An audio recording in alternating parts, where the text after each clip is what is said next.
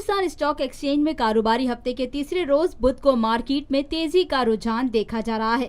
PSX 100 index 262 points के इजाफे के साथ 46,275 पॉइंट्स की सतह पर ट्रेड कर रहा है। आज सुबह से ही मार्केट में तेजी देखी जा रही है।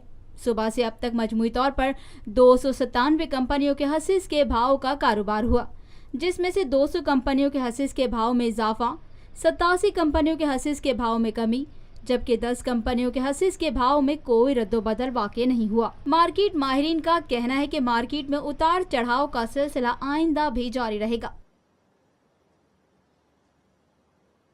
पाकिस्तान में पहली मर्तबा हालात हाजरा के मुख्तसर मगर जामे प्रोग्राम्स, खबरों, तबसरों के अलावा दीगर समाजी, तिजारती, सकाफती, तफरीही, मालूमाती, मजहबी, तालीमी, सेहत और बच्चों के प्रोग्राम्स सिर्फ TNN TV पर।